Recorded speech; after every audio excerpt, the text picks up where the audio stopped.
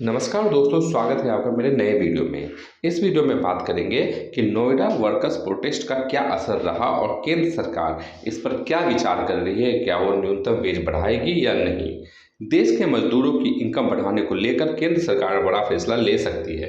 केंद्र सरकार नेशनल न्यूनतम वेज को मौजूदा 176 रुपये प्रतिदिन से बढ़ाकर 350 या 450 रुपये करने का विचार कर रही है।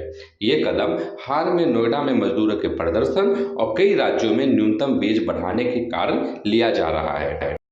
अगर ऐसा होता है तो मजदूरी की डेली और मंथली इनकम में इजाफा हो सकता है।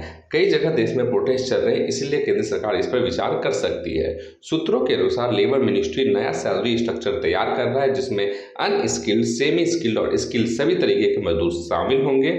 अगर ये नया फ्लोर वेज लागू होता है तो देश के सभी राज्यों को अपनी न्यूनतम वेज इसी हिसाब से बढ़ानी पड़ेगी। नए नियम के तहत वेज का कैलकुलेशन 26 दिनों के हिसाब से की जाएगी। अगर दिहाड़ी 350 रुपये होती है तो मंथली इनकम लगभग 9100 रुपये और 450 होती है तो यह करीब 11700 रुपये तक पहुंच सकती है।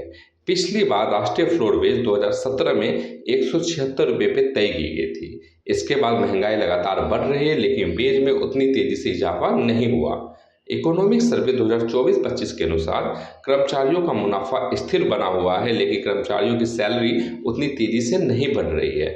खासकर एंट्री लेवल नौकरियों में वेतन उतना नहीं बढ़ा है। इसी कारण से मजदूर आजकल प्रोटेस्ट कर रहे हैं। हरियाणा में न्यूनतम वेज में करीब 35 तक की बढ़ोतरी की है, जिससे अकुशल मजदूरों की मासिक सैलरी लगभग 15,200 है। वहीं उत्तर प्रदेश में भी नोएडा और गाजियाबाद में वेजेस बढ़ाए गए हैं। यहाँ अकुशल मजदूरों की सैलरी 11,300 से बढ़ाकर 13,600 की गई है। इसी तरह सेमी जो स्किल्ड है उनकी 15,000 से बढ़ाकर 19,000 की गई है। अन्य राज्य भी जैसे कि महाराष्ट्र, कर्नाटक, गुजरात, तमिलनाडु जैसे राज्य पहले भी ज़्यादा वेज देते थे, लेकिन जरूरत पड़ने के हिसाब से वो समीक्षा कर सकते हैं। और बिहार, पंजाब जैसे राज्यों में भी वेतन बढ़ाने का प्रोसेस स्टार्ट हो रहा है। ये पूरा बदलाव नए लेबर कानूनों के तहत किया जा रहा है। कोड ऑन वेज 2019 के अनुसार केंद्र सरकार एक न्यूनतम फ्लोर वेज तय करती है, जो पूरे देश के लिए आधार मानी जाती है। इसके अलावा अन्य कोड भी होते हैं, जिसके कारण ये वेजेस बढ़ते हैं और कम होते हैं।